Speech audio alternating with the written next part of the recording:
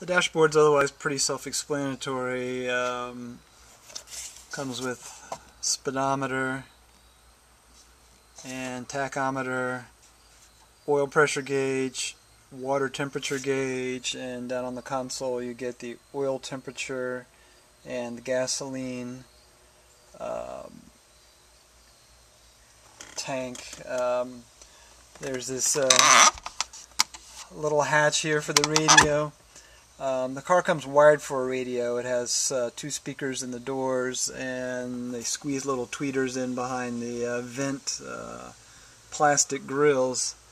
I don't know whether the cars actually came with radios or not. The one that came in this I replaced, and it's a pretty easy thing to do. There is a glove box since there's no airbag in this car. One thing these cars are known for is the sticky situation, and that's that the coating they put on the plastic parts did not hold up under sunlight, and it tends to kind of chip off and become sticky and nasty. Same stuff would have been on here. There is a commercial venture called Sticky No More, where you can pop these panels out and send them off, and they will be cleaned and recoated for you. Or you can read online how to do it yourself.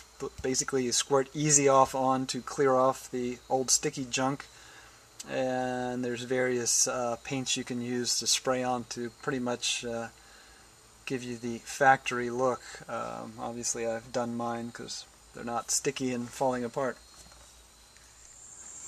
Got it up on my lift here. This is just a view of the rear end. You can see the clutch is actually right back here behind the muffler, so it's quite easy to get to. So you have the muffler here, the quote-unquote pumpkin with the clutch in it, and the slave cylinder for the clutch is inside this housing too. So it's not horribly difficult to get into. Then you have the transmission here and the engine up here. And if I spin around, there's the front of the engine. Over on one side is the alternator, and on the other side is the air conditioning compressor.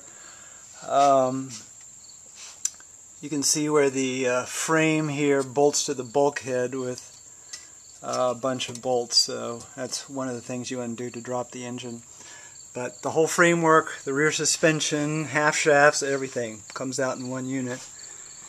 And looking forward, nothing too interesting, just flat trays and covers, and that's pretty much it.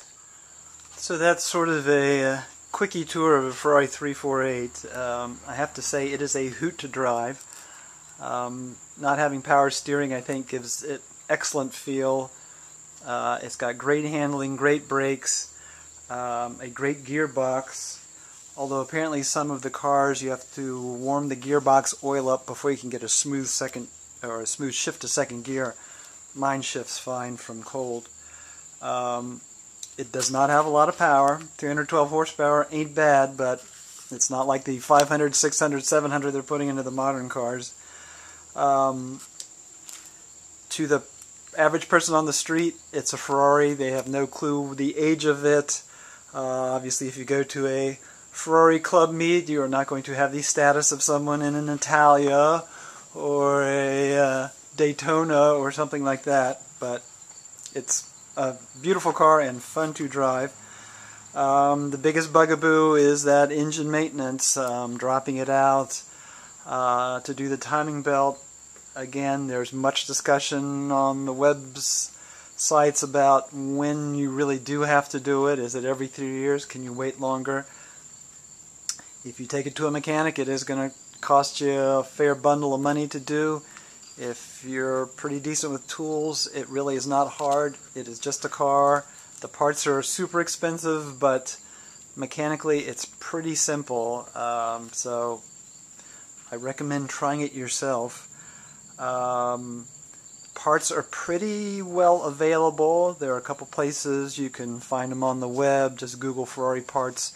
Ricambi is a good source. Daniel there apparently knows 3/4/8 inside and outside. There's a place in England called Eurospares, and there are a couple other places. So the parts are usually pretty available, but you'll be shocked when you see the prices. So if you want a 3/4/8, they're fairly reasonably priced. They're a hell of a lot of fun to drive, and they're not too hard to work on. Hope you got something out of it.